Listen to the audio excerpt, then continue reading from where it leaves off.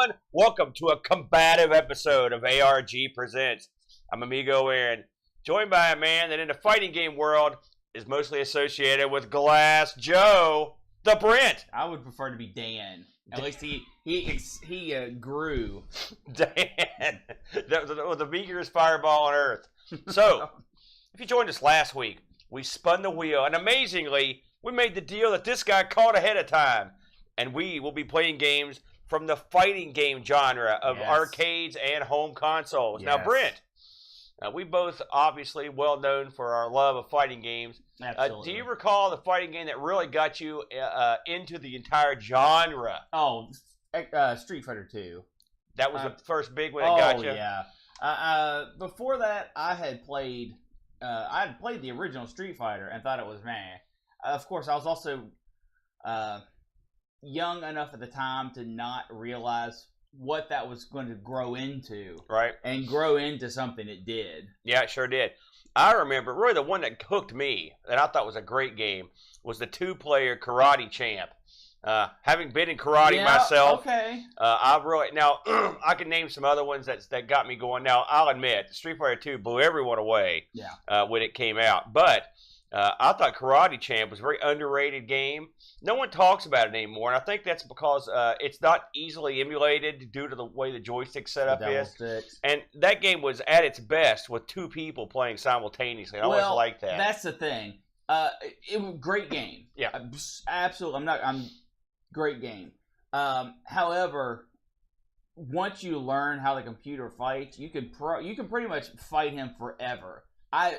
Anytime I play, I can get to Dan 5, which is like something like 30 matches in. Yeah. Almost every time I play. No kidding. I didn't realize there was a pattern to it. But it's a good aspect of a fighting game because you learn your moves and you learn how to get full points over half points and even the mini games in between, you start learning how to do those. Like you have to do the crouching they're kind of hard to hit the bull and that kind of stuff. Yeah. I was a big fan of that game, and I think the double joystick element is a good actual way to do fighting games, and I don't know, there haven't been that many that use it. The one that comes to mind didn't use a double joystick element, but it reminded me of it was Panzer Kickboxing, which me and you both enjoyed on the Amiga, where you use the joystick in a direction, hit the button, and you could program your own fighters, which was a pretty novel concept at the time. Oh, yes. It was great. That's another game. You know, I often talk about my love for Panzer Kickboxing, and it comes out under different names in different areas and on different consoles and stuff. But I thought that was a real fun game, and I thought I really liked the customization of the actual fighter. I always thought that was pretty cool from a large array of moves, which is something else that I liked about Karate Champ. You had a ton of moves you could do with those two joysticks, and I thought that was fun. There was a fair amount of moves, although really about 1/3 of them were unusable because of their range. Well, I mean, I guess it's situational. Let's say situational. Okay, that's fair. Yeah. So, being that we're looking at fighting games this week, I thought it might be fun just to do a quick, segment where we talk about sort of the history of fighting games and just discuss some of the high points. Since who knows when we'll be back this way again. Absolutely. So I've got a little gimmick here. So I thought this was interesting. What was the very first credited fighting game? And I don't know if I discussed this with you or not. You did, but I would have guessed boxing anyway. Yeah, it was. According to the pundits, the people that look into these sorts of things, in 1976, Sega had a game called Heavyweight Champ. Now, I remembered Heavyweight Champ, but I remembered a later version, which came out in '87, which actually was in color. The original Heavyweight Champ was in black and white. Obviously, it was a monochrome game, and it was two boxing gloves, and you're basically, it's a two-player boxing game. Sure, which is cool. And it's neat to think that the genre sort of began so long ago. It's amazing what those guys did in the 70s with the technology that they had available to them. You know, and I haven't actually played this, and I'm going to have to look into it. So let's flash forward.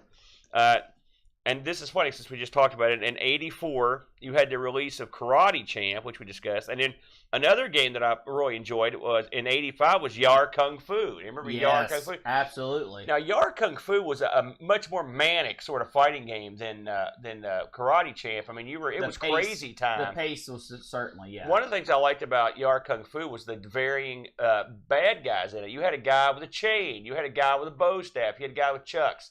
You had somebody that threw throwing stars. So it was a real interesting game. You played this one. Oh yeah. And that thing got ported everywhere too. Yeah. My biggest issue with that was the floating jump that you did. Yeah. I mean, I understand they were trying to go for that wire floaty. Yeah. Oh, it was. But he just jumped high. When I think floaty, I think like Virtual Fighter. That's floaty. That's also floaty. This game, he jumped way up in the air and so did the opponent. So, let's flash ahead to '87. All right, we're getting now the genre is starting to go. So in '87, the original Street Fighter is released, which is not great. That's admittedly not great, but it did kick off the series. The nice thing about Street Fighter that I recall is the sprites were big. They were not greatly animated, but also that's where you started to see, you could do super moves. You could throw fireballs, and you could do spinning or dragon punches and spinning kicks. Right. Now, I found this interesting. Takashi Nishiyama, who directed that Street Fighter, and Hiroshi Matsumoto, who was a planner at Capcom, they both left after Street Fighter came out and went to SNK. Right, makes sense, and that's what the first thing they started work on was a game called Street Smart, which came out in '89. I'm not familiar with that one. Have you played that one? I believe that is, and I could be wrong about that, but isn't that a Final Fight type of game, but with fighting moves? I'm not familiar with Street Smart. I'll be honest with you on that one. So moving ahead into '90, this is where it starts becoming real. If you know what I'm saying, because it's the year that Neo Geo comes out. And as this list says, which amused me, there were no fighting games released in the first year that it came out. But listen to this lineup. This is slightly off topic, but listen to this. This is your Neo Geo starting lineup, okay? All right. Baseball Stars, great. Blues Journey, which I don't know. Cyber Lip, Magician Lord, Mahjong. Right, those are all pretty good.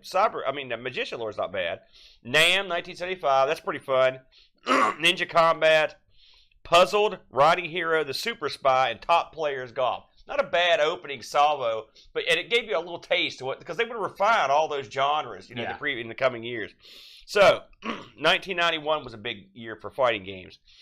Street Fighter 2 comes out in '91, and of course, it's credited with starting the big boom. Oh yeah. Now, and I remember, and we can talk about this, Brenny. You can talk about it. When this thing got ported to the Super Nintendo, we were Johnny on the spot, weren't we? It was such a good rendition.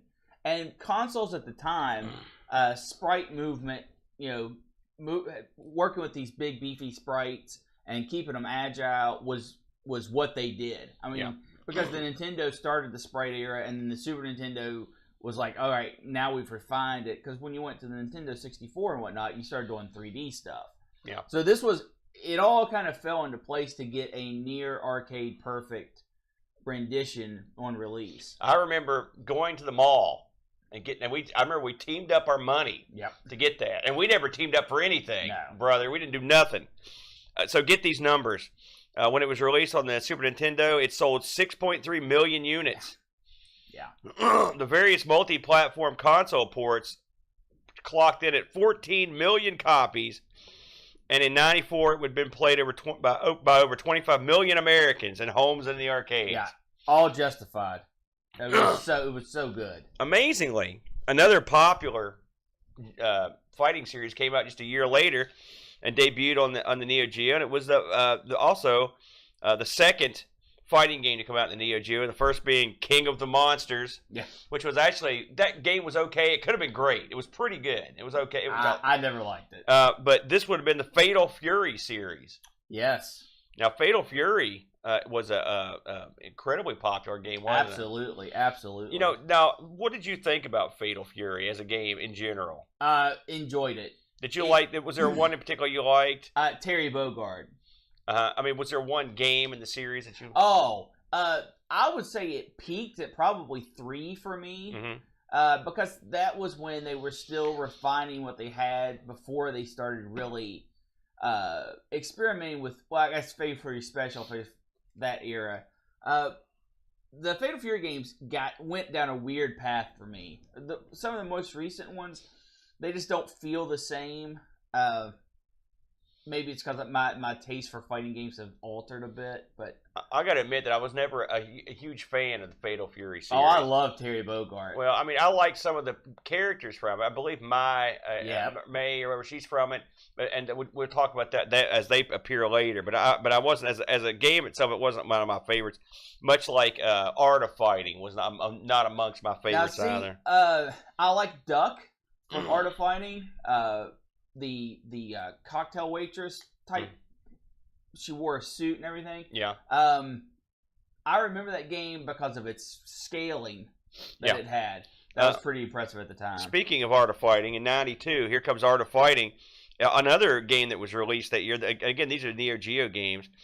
Is World Heroes. Now, World Heroes I really liked, actually. I liked every iteration of that. It was a lot of fun. Wacky characters doing wacky things. Yeah, I enjoyed a lot of Art of Fighting. I guess Rasputin was my guy in that. I like the crazy cannibal guy with the witch doctor guy. Yeah. I kind of liked him. Also making its debut, and actually '92 was a big year for fighting games. That was the year that the Street Fighter 2 got ported to NES, Super Nintendo, I should say. Mortal Kombat arrived, and the big one, Time Killers, arrived, which we'll get into later. So Mortal Kombat, I remember the first time I saw it. It was at a mall in Canal City, the Canal Mall, and it was a big crowd around this game. And I was like, and they had a good arcade at that mall. And I was like, what's going on here? And I watched it, and the first time in my life that I've ever seen a game, this is going to sound so silly now, that I thought they went over the line. I really did. I thought, this is too much.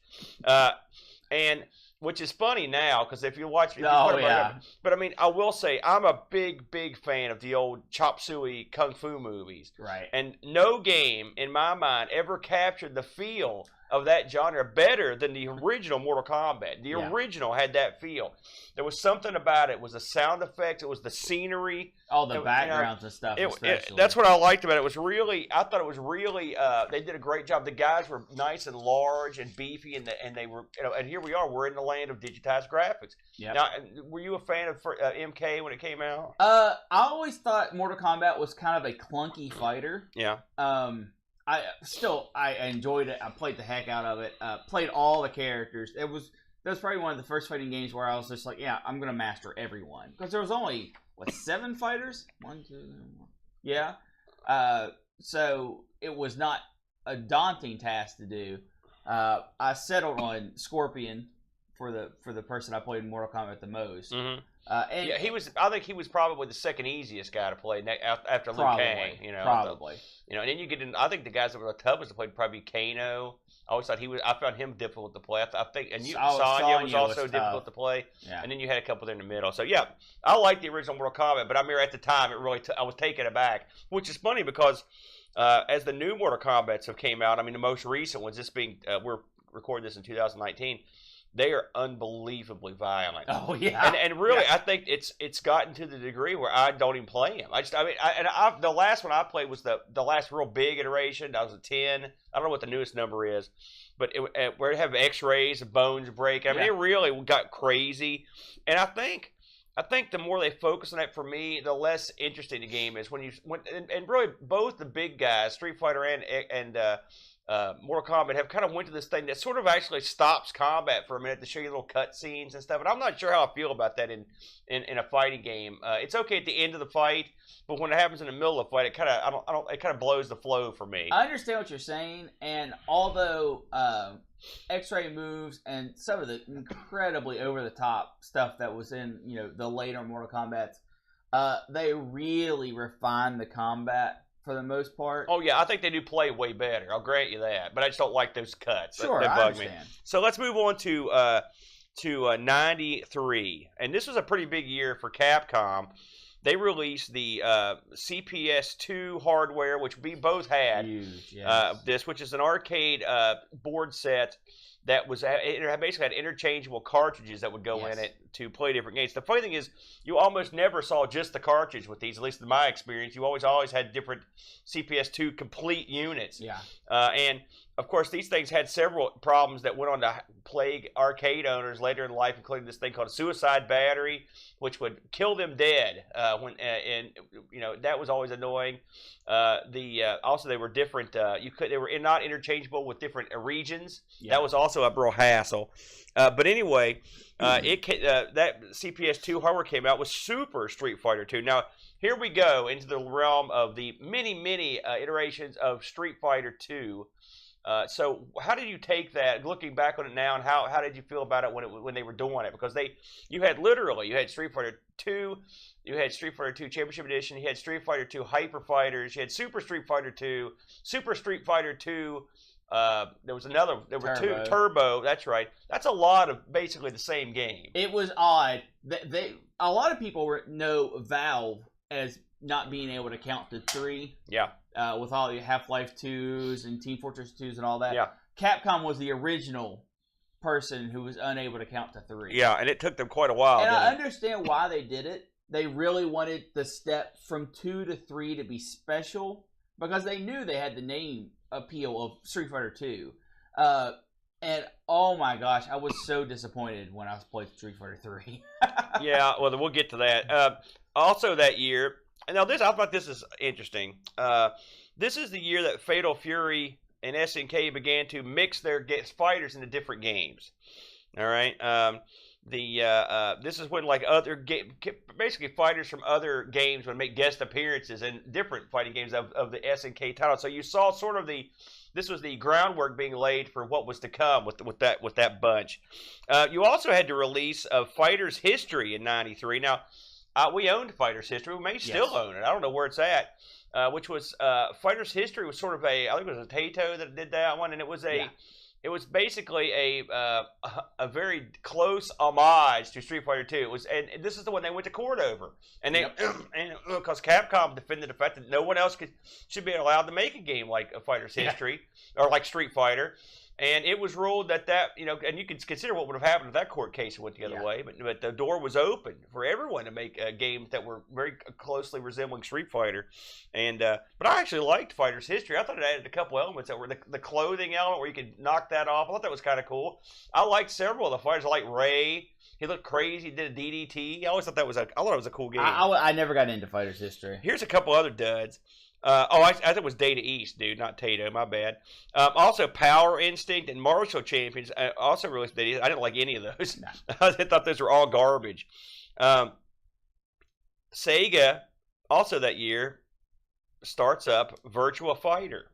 Yep. In '93. That's crazy to think that. Yes. Now, Virtua Fighter, when it came out, was pretty remarkable looking game, wasn't it? It was a medium res monitor, an arcade machine, and it was of course it was in 3D, but I mean it was actually, I thought it was a really fun game. Again, that was the embodiment of floaty leaping. I mean, you would leap. That wasn't even wire leaping. That was just like you're on the moon fighting, but I thought that was a good game. A couple other games that came out that year that need to be discussed. World Heroes 2, which is probably the pinnacle of that series. Tremendous game. Yeah. And another game that I love the series. I love it, was Samurai Showdown. The original Samurai Showdown was great. Yes. And Samurai Showdown 2 was even incredibly great. Those are both, and that was weapons-based tussling, which was something that was still pretty unknown. There have been a couple games that did it. One we'll talk about later. But I liked both those tremendously. I'm guessing you're a big fan. Oh yeah. So let's move to '94. This was a big year because in '94 we had the release of King of Fighters '94. Yeah. This was a game that mixed characters from the Fatal Fury series, the Art of Fighting series, Akari Warriors, Psycho Soldier, and some sports titles all into this game. And it was really fun. You got to pick a team of fighters. Yep. At that time, I believe you could only pick the teams. You couldn't individually pick fighters. And you would have these team battles. Team battles that was pretty fertile territory there that hadn't been really cultivated. And you had a bunch of crazy characters from around the world, and it was neat to see. It really was you felt like it was something special. Yes. Because it had all these different fighting game groups in it. What did you think about that when it came out? I was shocked. I was shocked that, first of all, because I always thought, these companies are all, held on their intellectual property like grim death, and you never see crossovers like this. Well, of course, SNK, they were all from their stuff for the most part, so they knew what they were doing. Smart move, though, cultivate these, and Nintendo has made this into an art form. They've taken your various properties and mixing and matching them. You're an idiot not to do it. Correct. You'd be insane, and I love that. And really, I still think that's not been done to its fullest potential. There's money laying on the table when these companies. This, what it reminds me of? Remember when they did Who Framed Roger Rabbit, and they got all these different cartoon companies together? They all walked away from the table with a few bucks. It was easy money. So I think sometime in the future we're going to see the big game. The issue, though, is when you put all your characters into a game and it flops. Yeah, it hurts. It's a ripple effect. Now, of course, King of Fighters would go on to be a series I believe they're not even done with to this day. I know they've made one fairly recently. Yeah. Here's one that was another one that took everybody by surprise. Capcom had a pretty good year in '94. They released X-Men: Children of the Atom, which was a seminal title for them due to the fact that it was superhero based. Yeah. It's funny. I remember discussing with you back in the day that they could take this Street Fighter engine, the gameplay and the way things work, and you could literally plug in anyone. We talked about it, and sure enough, they did that. Yes. Much like they did the same thing with the Final Fight engine. You could literally set that with anything. They did it. This is the exact same thing. Give Capcom credit. This was low-hanging fruit, and they grabbed it, and they did a good job. Children of the Atom was a real good-looking game.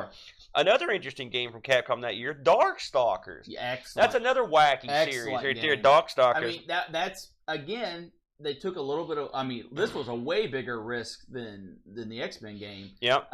They took monster properties and incorporated them into their own fantasy fighting game. Yeah. And it worked. It was a lot of fun to play. Yeah, it was. It was, and that series is another interesting series. Is it my favorite? No, but it's definitely different. It's wacky too. Super wacky. Yeah. Also in '94, we're right in the heart of the big time. This is when fighting games are blowing up. Exactly. You've got Virtua Fighter 2 and Tekken. Now, Virtua Fighter 2 was a tremendous. It's funny how the second game they really get it right a lot of times. Tremendous leap. Virtua Fighter 2 was an outstanding game, and the characters that added were great. The old Drunken Master, one of my all-time favorite characters in any game. Beautiful. Just a beautiful looking title. Now Tekken 1 was a kind of a raw title when it came out, but they differentiated themselves from Virtua Fighter in almost every way. Even more over-the-top characters, incredibly wacky scenery, bizarre plot, really strange game. Crazy maneuvers that you could not see in the real world. I did not. See, I enjoyed Virtua Fighter and Virtua Fighter 2. I did not like Tekken. Let's talk about another. This is '94. This is a crazy year. What else came out that year? Well, how about Killer Instinct? Another game that came out of nowhere and was a genre buster. Yes. I know you were a huge fan of KI. Huge fan. And, of course, it's funny. We actually covered Killer Instinct a while back. I think it was on the Super Nintendo. What did you, when you first saw it, what did you think? It was a lot like Mortal Kombat. I was like, holy moly. When they had the cutscenes, the CGI cutscenes in between, that was mind-blowing to me. Yeah. The music was off the charts. Oh my gosh! As we talked about it in that old episode, KI was one of the first fighting games where I said, I'm going to actually learn the systems, because at this point you had, especially like with Virtua Fighter, you had the moves and stuff, and that were so unique. I learned all the special moves throughout most of the fighting games I ever played. But Killer Instinct was a different beast. You had to learn the combo system. You had to learn how things chain together. You had to learn how to stop it as well. It was say what you will about the system. It's not my favorite, obviously, but because I'm more of a block and play the short game type from Street Fighter. However, a beautiful, beautiful game. Yeah. Unlike these other games you talked about, it did not peak with the second one. It peaked. No. It went downhill quickly. But this was really supposed to be this was supposed to appetize you for what was to be the Nintendo 64 yes, at the time, the Ultra 64. And boy, that was a letdown. Yeah, no kidding. Now listen to this. I love the system, but so listen. These are the games that all came out that year. Listen, I'm just going to run through these real quick. Sure. Art of Fighting 2, Samurai Showdown 2, which we both agree is awesome. Power Instinct 2. I never got into that series. It's fun though. Fighters History Dynamite, which was the second Fighters History, which actually is a good game. I liked Fighters History Dynamite. World Heroes 2, which is great. Jet. It's World Heroes 2 Jet, which is good.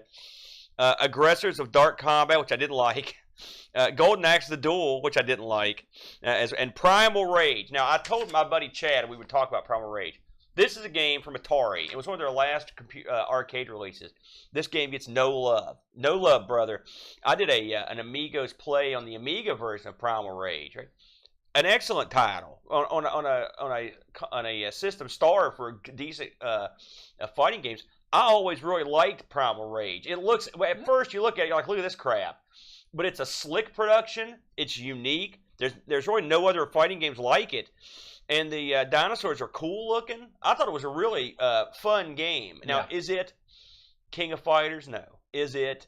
Oh no, it's better than King of Fighters. Well, way better than King of Fighters. Well, I mean, I think it's a good game. I mean, I don't put it on the upper. I almost did it for the show. I came an ace of doing that, just because it's so unusual. But that's when I urge people to give a second chance. It was released on every console, and every computer had a copy of it. So it's one you should check out. I always kind of dug it. So one real quick thing with Primal Rage, the mini games that you could kind of play in between, batting the humans around and stuff, playing volleyball with them. Yeah, it's so beautiful. I like the aspect. I like the aspect that you could actually basically smack the other guy's followers or kind of eat them. Yeah, you know, that really added something. I agree with you on that. That was something that was sort of unique to the genre. So we're gonna stop we're gonna end our look in 95.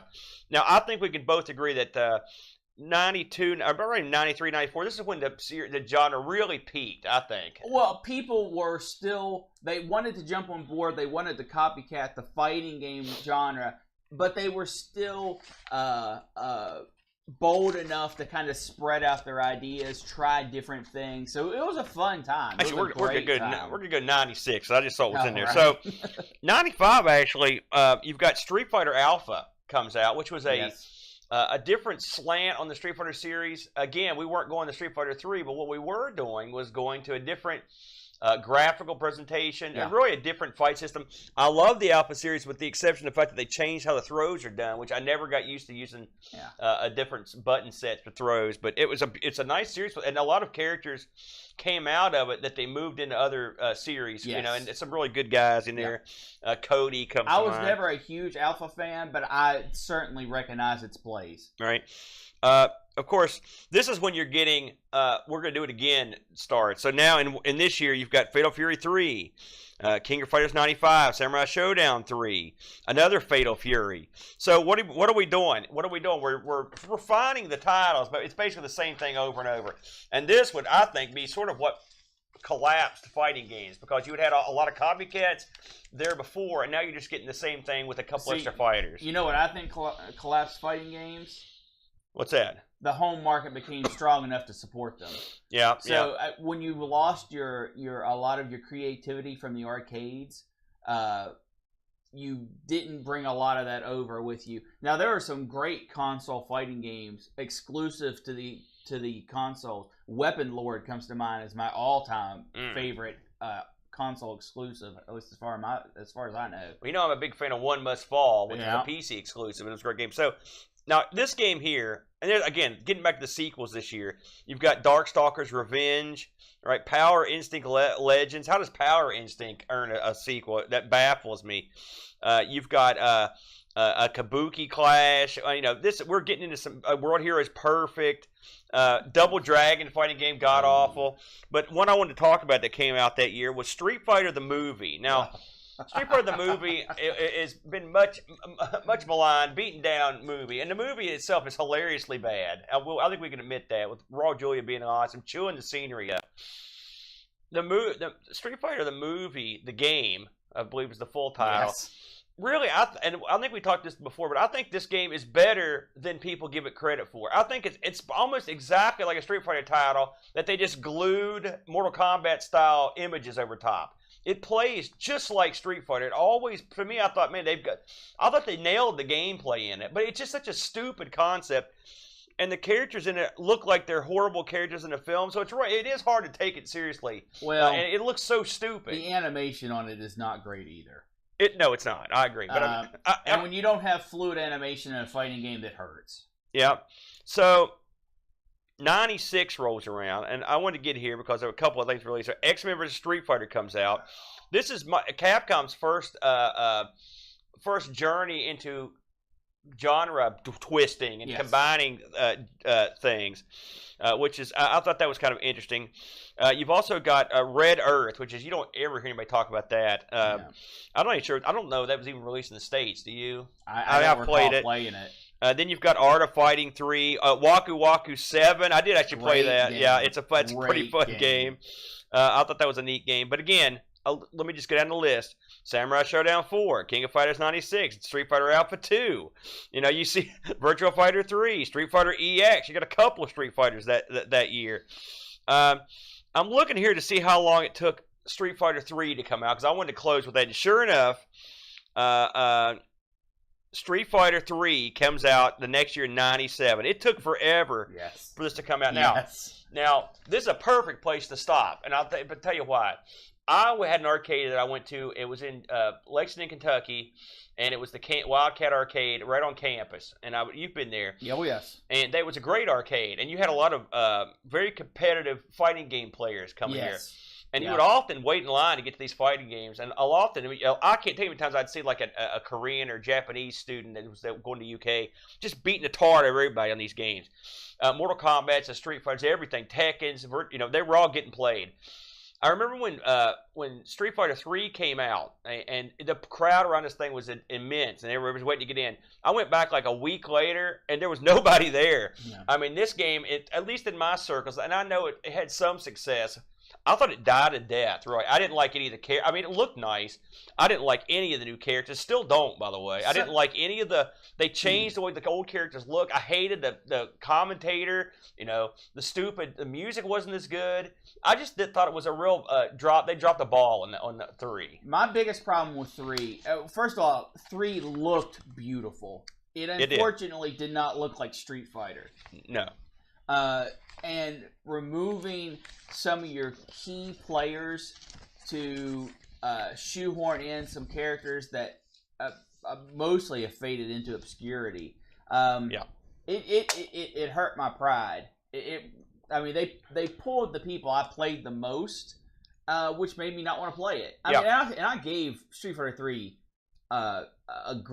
many of my quarters back in the day because they had it at Rock Lake. Where I used to go all the time as a teen. But it just was not...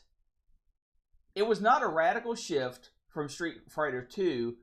It was just an alternate universe almost. It just didn't feel right to me. Yeah, I agree. Animation, though, fluid like water. It was so high detail. Yeah, it was. The characters. You had a lot of freaky characters that were ugly and stupid looking and not fun. I just didn't like. I agree. A huge letdown. Yeah, so, with that bummer in mind, we're gonna move on. Now, just before we step into our first game here, any games that we didn't mention that you were particularly keen on? Fighting Viper. I kept on waiting for you to bring it up, and it never came up. I think it came out later than Fighting Viper was a 3D cage virtual fighter type of affair. It really clicked for me. I don't know why. It had its claim to fame was you could knock people's armor off, sort of like your fighter's history. I just really liked that game. I don't know why that one clicked for me. It's funny. I never liked that game. Yeah. I'll be honest with you. So there you go. I thought for me, moving forward, Mortal Kombat 2 was a tremendous game. Oh, of course. I thought that was of course.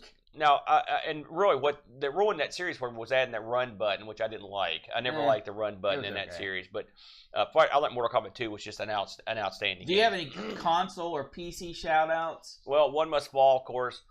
I had a game for the PC called FX Fighter. I thought it was okay. That was another one. But the PC, I would say PC. The ports were quite good, but they weren't known for their, their own fighting games that really excelled. I'm trying to think of anything on the consoles. How about Clay Fighter? Did you ever get into Clay Fighter? I didn't like Clay Fighter. I thought it was one of those games you played it for a little while and you laughed and then you put it down. See, I like Clay Fighter. I think it had enough.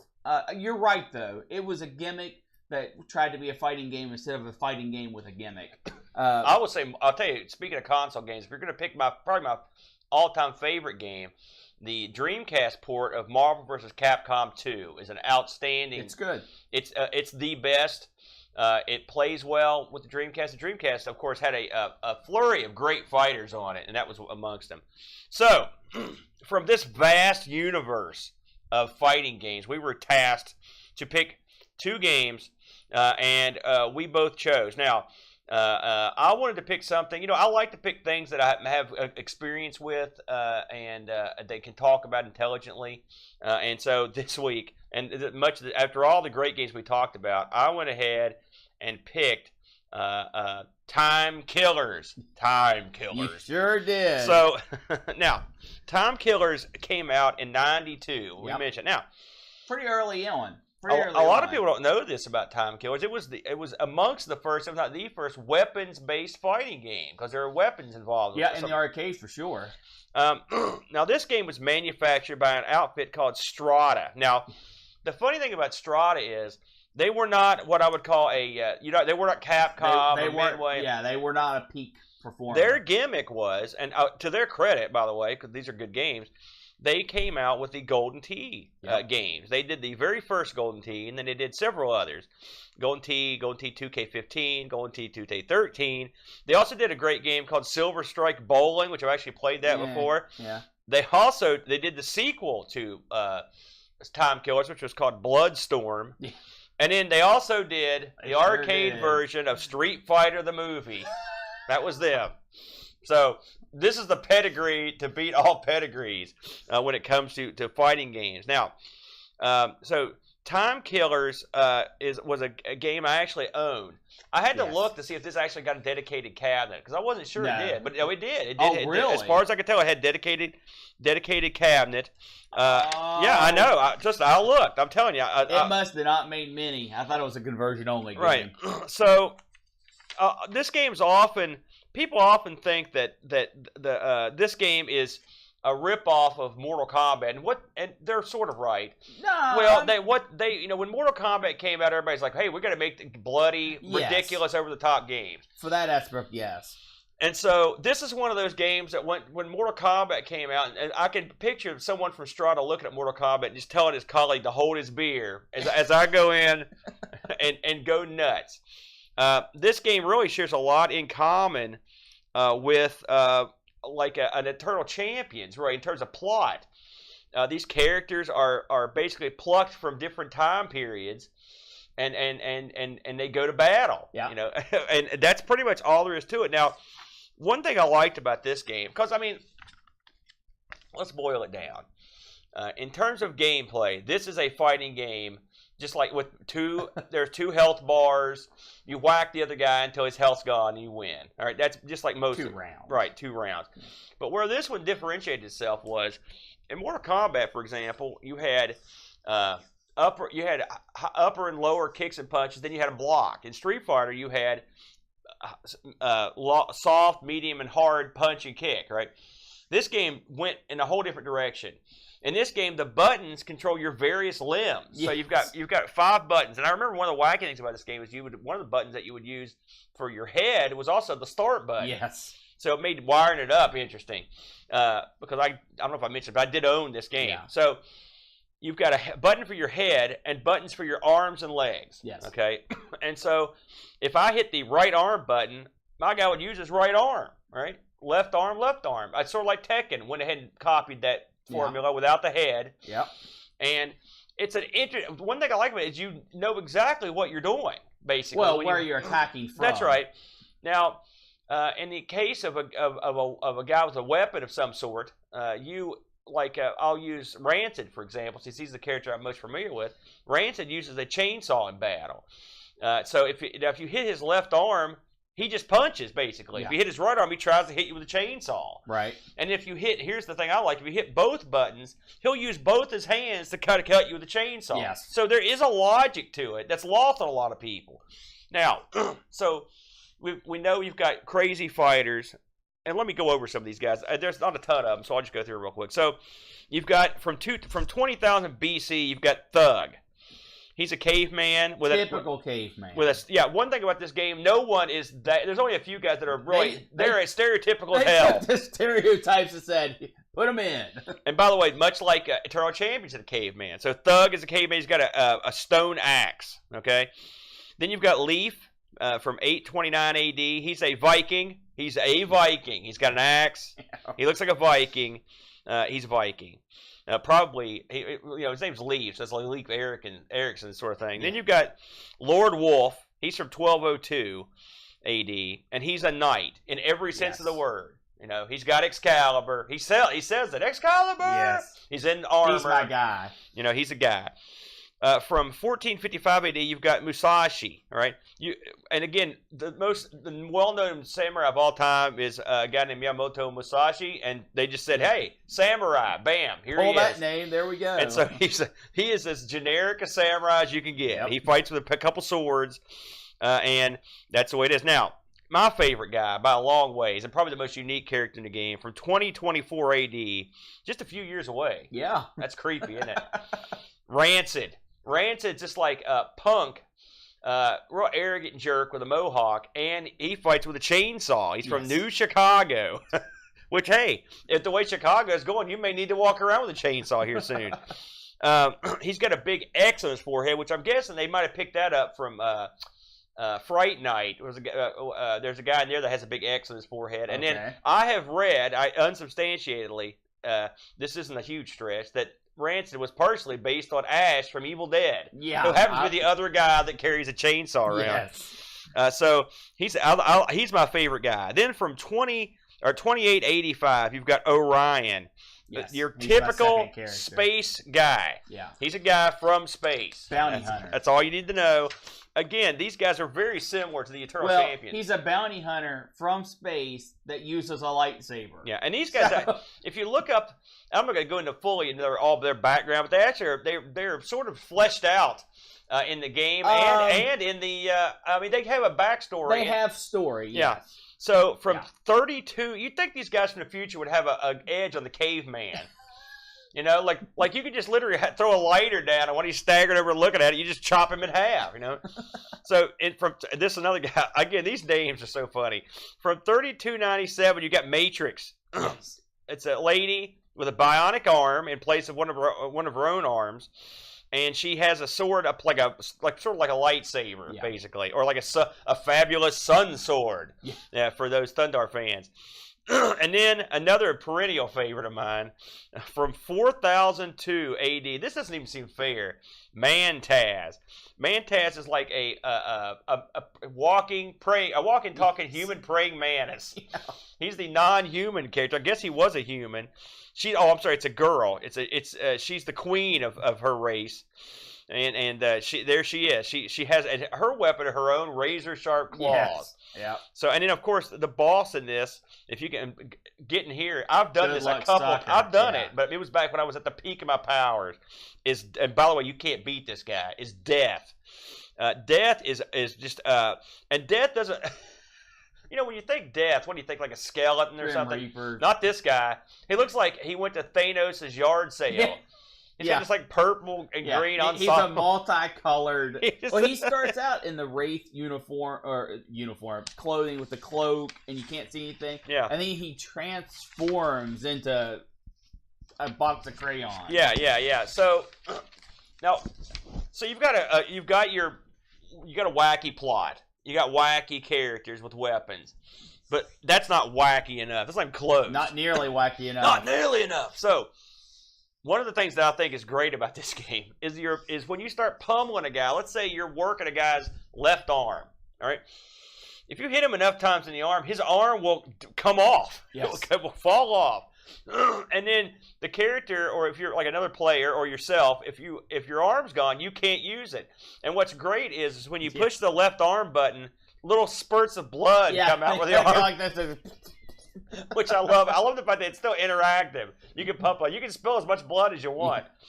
And eventually you can get to the point where you're fighting someone with no arms. Yes. All they can do is kick you. And headbutt. Now, how many games are like that? I mean, you've got to, listen, you've got to give that better credit. or worse. You're right. It's unique. I think it's awesome. Now, this game also has, you can kill people in Mortal Kombat after the fight's over, like a loser, or in Time Killers, where they took it up a notch. You can pretty much kill people anytime you want. It can be your first move.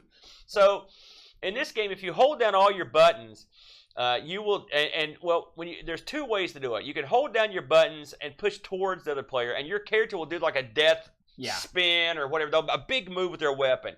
And if the other character doesn't block it and it hits him right, it just chops their head off. It kills them. That's it. Doesn't matter how much energy they've got. Full health to nothing. Now, if the character is stunned, okay, then you can still do that if you're being merciful, like a jerk. But if you're going to be a stud, you go for the killer move, which you hold all the buttons down, push toward them, and your character runs over, chops off their arms and legs, and then beheads them, which is the best. Now, this stuff can happen in the first round. If it does, round 2 comes out, the guy's back. I guess they sewed him up or whatever. Well, it's Time Killers. They just pulled before he died and put him back in there. Yeah.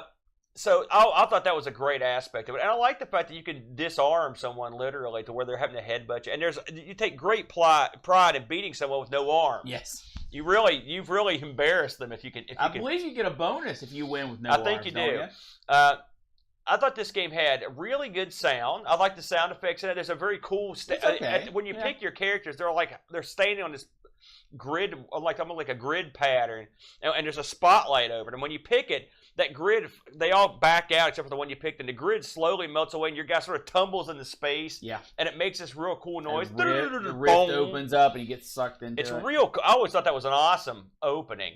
And then it basically, when it'll show the background of where you're at, and a little hole, like a portable hole opens up in the sky, and your characters just flop out on the ground, so you can fight. Again, a very, very similar to Eternal Champions. Yeah.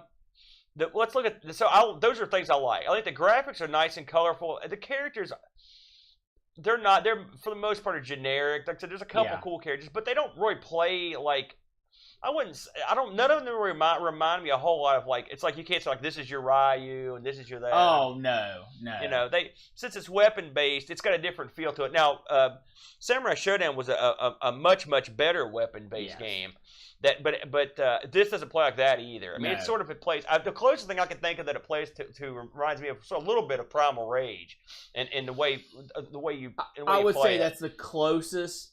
This sort of plays like the bonus round when the first time you get to it, a Street Fighter where you're beating up the car. You just run in, you start hitting the buttons because you don't know what to do. That's how this game plays. You learn to play it. That's the whole point. You learn, and each guy each guy has several cool moves that they do. It depends on with swords or whatever they've got. The chainsaw guy has a bit where he lays it on the ground and the chainsaw catches on the ground and scoots him across like a sweet move, and he hits you in the legs with it, which I always thought was a cool move. And they're spinning stuff. Like I said, Rancid's guy, pretty much he's my go-to guy. Although Wolf, I do like Wolf. He's got that long range. Excalibur. But I mean, I like the graphics in this, but they're not. There's not a high frame rate. The graphics are fine, but the animation is garbage. It's not the best. I mean, the backgrounds are kind of. I mean, in some ways, it reminds me of the Zelda game we covered a couple weeks ago. The backgrounds in this are actually look like have a kind of hand-drawn look, Some do. Yeah, some are better than some of the backgrounds are absolute trash. Yeah, yeah. Which one did you hate? Is there one particular? I can go through the ones I liked. All right. Throg's, the caveman's background with the dead dinosaur laying there. I like that one. Wolf's background, which is you see on the screen if you're watching the stream. Yeah. Those are both good. Rancid's cityscape, where you're fighting on the top of the building. That's a good one. That's it. I'd say mixed bag. We'll go there with that. I think after that, they're all downhill. So what do we not like about the game? Well, the computer in this is not amused. He comes out and he's not giving you an inch right away. The AI in this is brutal. It's stupid. It comes out and beats you like a dog. If you get stunned, you're dead. Yeah. They will kill you like that. They will not. And they're not too bad about hitting the death move before that one, but when you get stunned, you might as well write that round off, sucker. You're done. The characters, I don't think they necessarily get harder as you go. I just think they're hard, period. Well, they do get harder, but you can't play it like a fighting game. You have to cheese it. You have to continuously do jump kicks, and you have to. You can't do any of your moves when you fight the computer. You have to be very careful. Even on its easiest setting, it's very unforgiving. Yeah.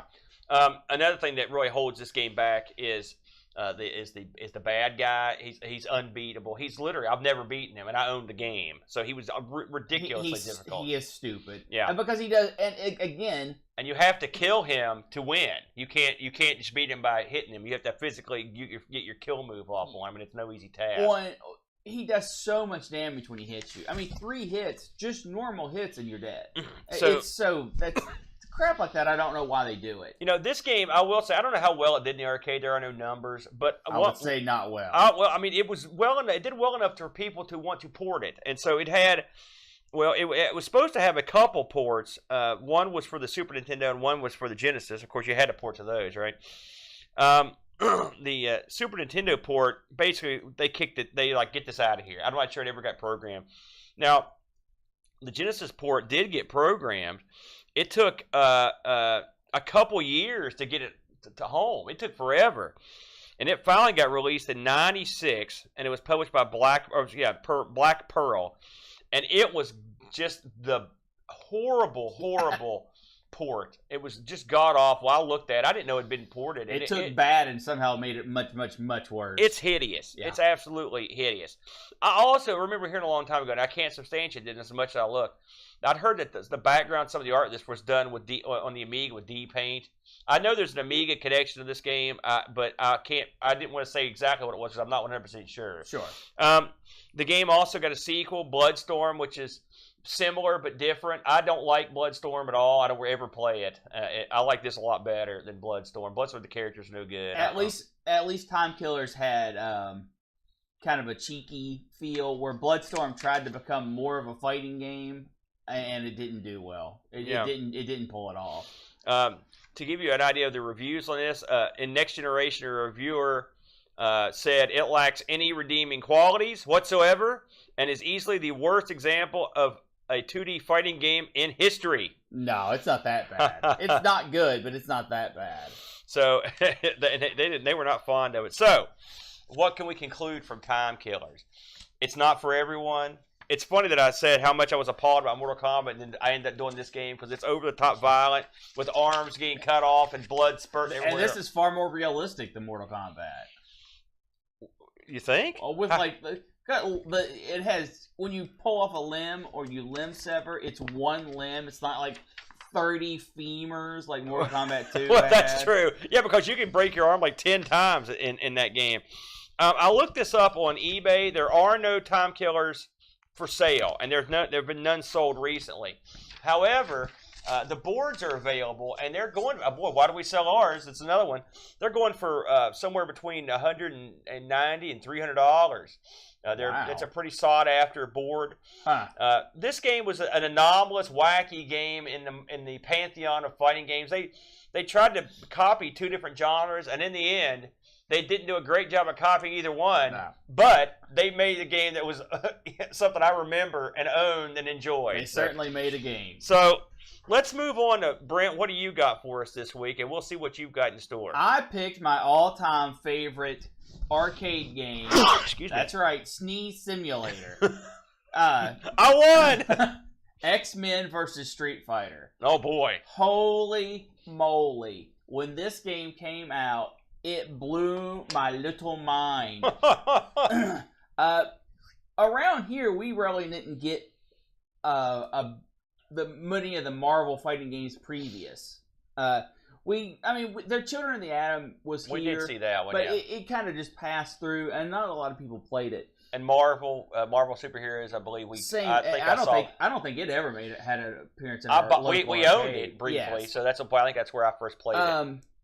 But when this game hit, and it's weird, and this was true all over, when this game first hit the arcade floor, it had buzz, but not a whole lot of people played it. but the popularity grew immensely as the years went on. It was very odd. It sold more systems after its initial launch than its initial launch by a large margin. So what is X-Men versus Street Fighter?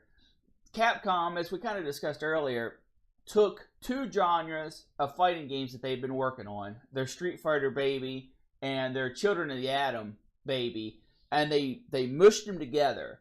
But they didn't want to just mush them together and call it a day. They added in team fighting elements where you could tag in, when you selected your character, you selected two characters instead of one, and you could tag them in at any point during the match. And you could use them to use team-up moves, or something rarely done but is doable.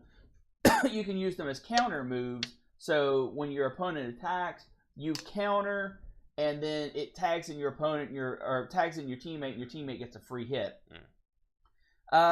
What made this game incredibly special was the quality of fighting. The visuals are off the frickin' charts. They're some of the best sprite animation that has ever been. The sound uses the Q sound from the arcade. That made a difference too. It did. Sound. It really does. It did say there was a gimmick that was on the CPS2 board when that was originally came out. And when you always think, "I'll listen to this gimmick," but it did have a really beautiful sound. Beautiful sound, beautiful music throughout the entire game. It also had a decent roster of fighters. It had 16 fighters with one hidden fighter, hidden for like 2 seconds, in Akuma. And it evenly teamed out the two sides. You had 8 X-Men to choose from, and you had 8 Street Fighters to choose from. And while both casts are missing some key players, they're diverse enough and true enough to their history, their source material, that I felt it was okay. Almost all of these were sprite rips from other games, which they took and then they cleaned up a little bit. You could tell. I mean, it's pretty obvious. And really, when you take sprite art into another game and then you refine it, usually, especially Capcom's known for some of the best sprite art throughout all genres that they've ever worked on. Refine their sprite art to make it even better. Holy moly. So I'm not going to run through it. Well, I'll run through all the characters just real quick. Most of them are pretty well known. From directly ripped from the X-Men side, out of the Children of the Atom game, you've got Cyclops, Storm, Juggernaut, Magneto, and Wolverine. The 3 new characters that they did complete new sprite art for, never in a game before this, was Gambit, Rogue, and Sabretooth. Now, I gotta say, Gambit is one of my all-time favorite characters. Yes. I've got the very first appearance of Gambit hanging on my wall in there.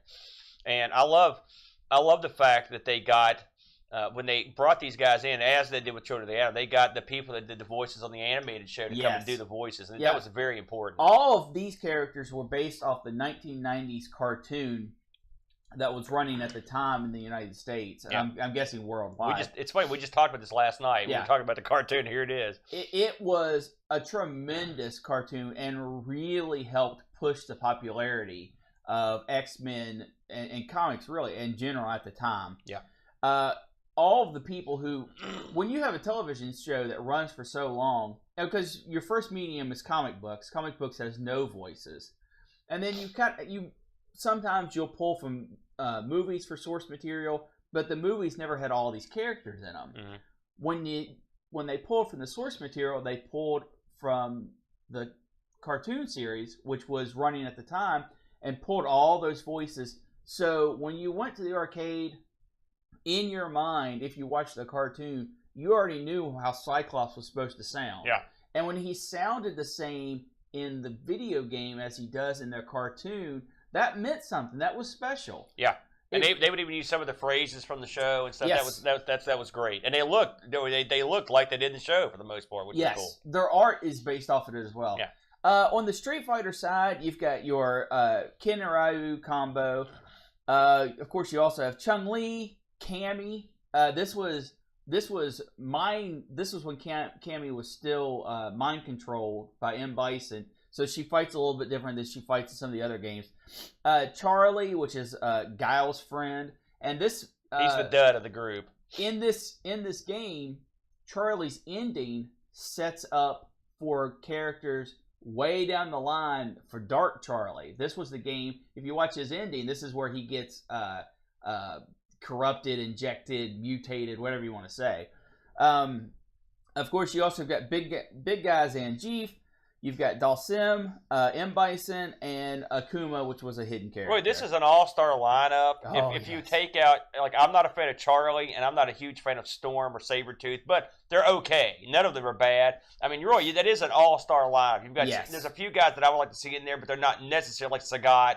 But I mean, they've got a good lineup right there. I thought and with Akuma in there as well, that's a good lineup. And when you play the computer, which, in my opinion, one of the most fun games to play versus a computer is this game. One reason why I love it so much, because you don't always have people around.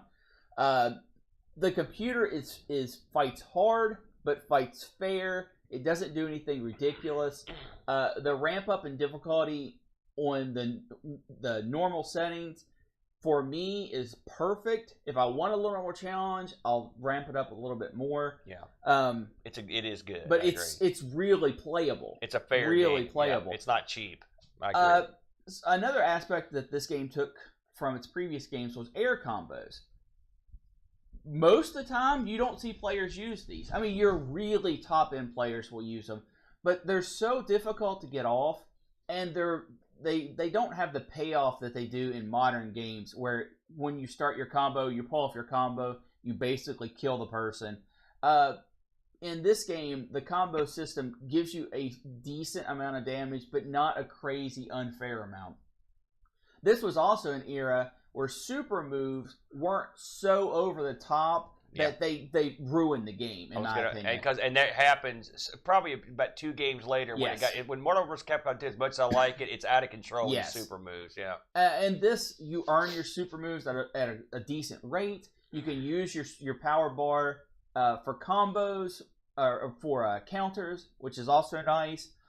You can do team attacks. Use 2 bars, both your guys get on the screen, and that's really as crazy as it ever gets power-wise. Yeah. But if you don't have a team that works well together, your team move is not very good. Like if one guy flies across the screen to do a range attack, and the other guy sets right at the edge of the screen and does close attacks, those don't meld well together. That team doesn't fit together. I will say, I think the balance they struck in this game is the best of any of them. Well, there are certainly power combos. There are certainly teams that you can put together that are superior to lesser teams. Mm-hmm. However, for a casual player or an experienced player, not a professional player, that doesn't matter because the balance is good enough. Yeah.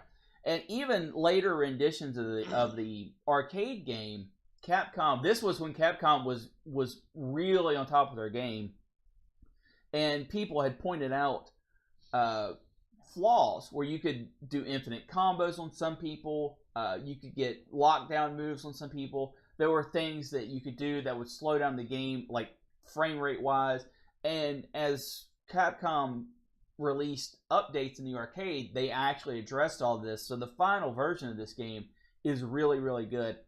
All that said, I'm not here to talk about the arcade version. I'm here to talk about the Saturn version. And you can't do that without talking about the arcade. But holy moly, this game's release on the Sega Saturn, unfortunately, only released in Japan due to some of the ridiculous things Sega was saying at the time about how the Saturn was already dead at this point, which was such crap, but it killed all push to get things that were released in Japan over to the States. So this was only released in Europe and Japan. It required the 4 meg pack to play. Required, not an option. You had to have it even for the game to boot. And it was region locked. So getting it over here in the States took effort. You couldn't use the 4 meg pack that was the pack in, 4 meg RAM pack that was the pack in for the game, because that was not enough to remove the region code on the console. so you could play Japanese games in your North American console. So you had to buy basically 2 packs or modify your Saturn to add a jumper switch. Which you did. Which I did. I've got it sitting over here somewhere. But my friend and I, Mike, played this in our college days. So much our fingers bled. It was so arcade perfect. It was a tremendous port, yeah. When I say arcade perfect, I mean people have measured frame rates, put animations side by side, and while, of course, you'll never get 100% perfect because that's just unrealistic to take from one thing to another.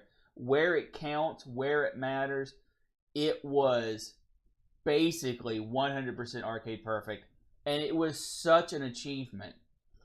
And we can note this achievement by the PlayStation release, which I played a lot of. That's the one I played the most. Released a year later than the Saturn release, the PlayStation release had no tag fighting.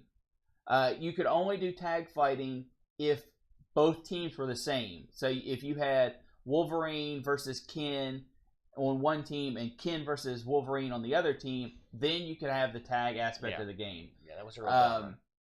We never did that. Also, the amount of frames of animation on the PlayStation version is abysmal when compared to the Saturn version.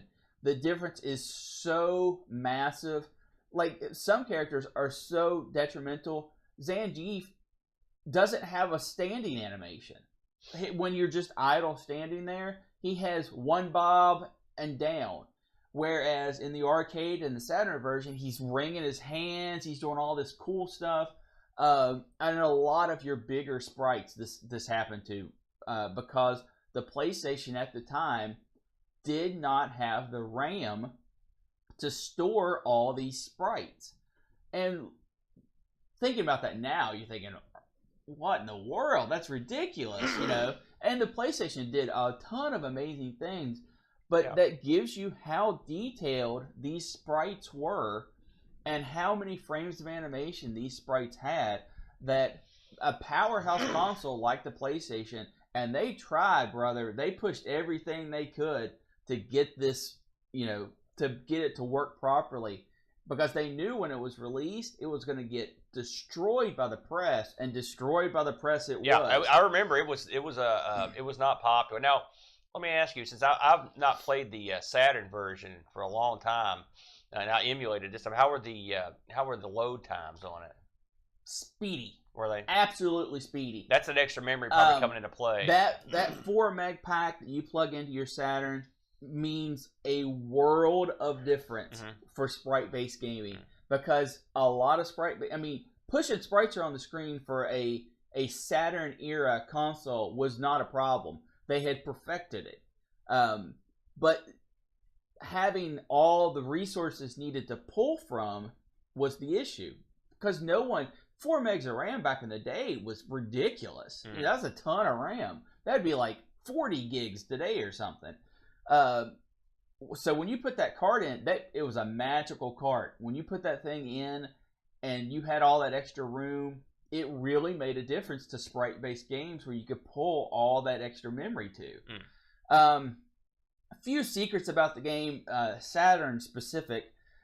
When you beat the game the first time, you could turn on to pick the same character. So you could have a team of Magneto and Magneto versus somebody. Right. This was something you could do in the arcade, but it took some shenanigans to kind of get to work. It's one of those things we had to move the cursor around the play field or around the selection screen in a certain way. Yeah. Another thing that the Saturn allowed was the ability to speed up and slow down the game. It went from a +4 to a -4, and a +4 was really fast. I mean, surprising the console could even handle it fast. And no one played on -4 because that'd be stupid. Some Easter eggs in the game. If you hit start, just like the arcade, you can go over and keep whacking on your opponent when the fight's over. Love that. Got to do that. Real fun if you have a power meter left. Yeah. Now, you only get like 3 or 4 seconds, but if you, as soon as the match ends, hit start, run over, and do your super move, it freezes. You get a freeze frame at the end of the round of the last. Usually, it's your winning pose. That's what it's supposed to be. You pummeling the guy. But you get a winning pose of like your super. So it was kind of fun to kind of frame up. I used to really piss off the Chud doing that. Yeah. That was one of my favorite moves. Of course, you could play as Akuma, and this was just go to the top of the character select in the middle and hit up again, and you can play Akuma. Something far less known is you can actually play as the alpha version of Chun-Li in this. It's mostly a cosmetic change, but it's something, if you hold start for 5 seconds on her character and then hit a button, it selects the alternate costume. Oh, neat.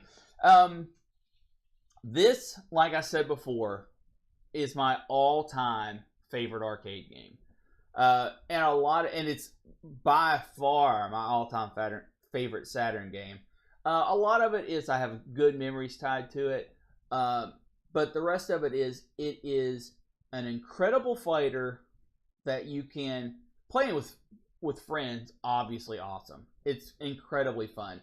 But playing this against the computer is fair and balanced enough that you can still have fun. You can play characters that you aren't the best with and still have fun. Fighting the end boss, which I guess we should touch on.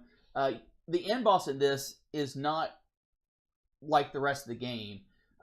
You fight Apocalypse, and Apocalypse is actually in the background, and his arm in the foreground because he's so huge. So when you're fighting, you're really fighting against his arm that can turn into different things like maces or drills, and you hit him. You can hit him in the head if you jump up and hit him that way, or you can hit him in the arm, and you just do enough damage to him to eventually defeat him. Very unique fight for the time. It's wacky. Yeah, it's more like an end boss than in a beat 'em up than it is a fighting game. You're right, but it's neat because you play 7 rounds of normal team-based fighting, and then you get to something that's different. So it's nice. And then the final boss, to see whose ending you're going to get, is you fight your teammate. Yeah. Which I always thought was fun. So. Unless you lose. Well, yeah, if you lose, it's over. No continues. It's just you lose. Yeah. That's it. I incredibly love this game. I have loved it since its release. What is your opinion on it? I agreed. I emulated it this time, but I have played in the past. It's a great port. It really is. It's the closest thing you can come to the arcade. Yes. All right, Brandy. Let's see what our beloved viewers and listeners have to say about this. Yes. As we look at the game reviews sent in by some of our buddies on the Discord. Excellent. Pixels at Dawn. X-Men vs. Street Fighter. An excellent port. As I choke. Yes. With a solid lineup of characters and the same tight moveset you expect from a Capcom fighter. Absolutely. Does suffer from feeling slightly more cramped on a 4-3 resolution, 8 out of 10. No, I'll agree with that. Mm-hmm. I never really thought of the resolution. Oh my gosh, if that it's got to report to a 16:9. Oh, that'd be awesome. I've never even thought of that before. Oh. Moving on with Pixels, Time Killers. Not a pretty looking or sounding game when you consider Street Fighter 2 came out the year before. Almost saved itself when I took both my opponent's arms off, and he still came at me like the Black Knight in Monty Python. But the control system just encourages too much button mashing and not enough strategy. 3 out of 10. Brutal, Pixels. Brutal. 3. All those are valid points. Our other review came in from Graham. W. Vebke. The man way down there. Good friend of the show, as is Pixels. Graham writes, X-Men vs. Street Fighter. While I haven't played the Saturn version, the arcade version is very solid and playable 2D fighter. The introduction of the tag team into the series was very welcomed. Yes. And I personally love the graphics, the controls, and the responsiveness of the game. 8 out of 10. Yeah, and really, if you've played the arcade version, you've basically played the Saturn version. It's so similar. He also writes, The Time Killers. This is the game that attempted to cash in on Mortal Kombat's popularity and didn't succeed, perhaps due to the horrible sound and middle-of-the-road graphics. But the gameplay is somewhat original with the weapons, but it does rely on button combos.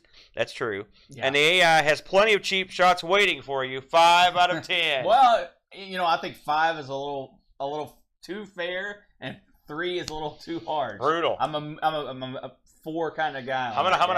Thanks for sending those reviews in, y'all. Yeah, always fun to read. We love to get them. And if you want to be able to leave us reviews, join the Patreon. $1 will get you on board, get you into the Discord, let you find out what we're playing a little bit early, and really helps us out. Booze money. That's right. I wish. So thanks for your reviews. Now, as I recall, and I guess you're going to get to this shortly, but this game at one point was demanding a pretty penny, wasn't it? I will go over the eBay prices, and it will shock you. This game can be had right now for $20. Really? I could have sworn this game was expensive back in the day. At its peak, when this was released, importing, especially, importing through the net wasn't even heard of. But importing in general was you go to your specialty store, and they might have a few imports. And on the shelf, this game was a $100 game. Yeah. After it went away from the shops, but people still wanted to play it, this game was fetching 150, 200. If you had the action replay cart that got past the region locks, it could go as high as $250, $300. Yeah. However, those are all things of the past. Much like sports games, when a newer edition comes out, it makes the old one a little obsolete. Most people in the fighting community, which is the only people who are really playing this anymore, have moved on to Marvel vs. Capcom type affairs. Which I like this better than the original Marvel vs. Capcom. And this game has unfortunately just been lowered in value due to there aren't enough people out there wanting to play it anymore, or have the ability to play it on a Saturn anymore. So actually, and what's really, really sad is the PlayStation version of this fetches a higher price. Normally going for $60 to $80. That is because it's such. It's because people have more of an ability to play a PlayStation game than they do have the ability to play a Saturn game, which I understand, but it makes me very sad. Fair enough. Well, as the values go up and down, we know one thing: there's one area the value will never decrease, Brent. And you know what that is? It's the wheel. Oh my goodness! Here we go. All right, now Brent, tell the folks what we added this week. I believe you clocked on 1980s DOS. That's correct, 1980s DOS. We're gonna lean this forward now, Brent. Give the wheel a big spin, and then last week you called your shot. Yes. You could try to double it up this week. You know what? What's that? I've been having so much fun with the Sega Saturn, and that poor old piece has been on the wheel. It was here. I believe Boat was still on the show when that debuted. So almost a year. Yeah. I think it's time. Okay, spin the wheel and make the deal, sir. Here we go. And we've got Midway. Wow, okay. Okay, so Brent, tell the people what that means. We will be picking a game from the Midway library, and it is a vast library. Holy moly, is it vast. Yeah, now Midway, we're going to stick to arcades, or we're going to do no. anything? Okay. Oh yeah, it's open season. That's massive. So tune in next week to see us pick games from the ridiculously large Midway library. Yes. Any parting thoughts? I really enjoyed this week. This is really my bag as a teen. I went to the arcades. Funny story, real quick, as we're parting out here. I used to go to the arcades when I was in the 13, 14 area, and we had a mall with 2 arcades on either end of the mall. And I would go and I'd play Street Fighter, and I liked playing other people because that's where the fun of the game is. I would play other people until people wouldn't play me anymore because I was pretty good. I was a good hand at these when these first came out. And everyone who wanted to play the game would go to the other arcade. So when I ran out of people to beat in the arcade I was in, I would actually leave, go to the other end of the mall, and play that machine because that's where everyone had went to. What a jerk! What a massive jerk! Although I will say, when the arcade, when the mall had 2 arcades, that was a golden era. Glorious time. The gold mine, 1 and 2, it was great. Yes. Well, thanks for joining us, everyone. You want to say a parting shot to the people in the chat there?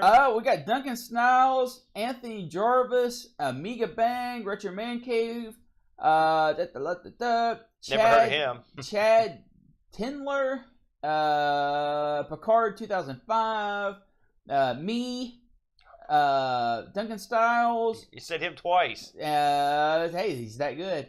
My wife was here for a while. Matthew Patty, Alec Mold, Evan Headland. It's Hetty. That's right. All good people joining us today. Beautiful, beautiful. Well, thanks a lot, guys. We'll be back this same bat time next week. So, until then, fight!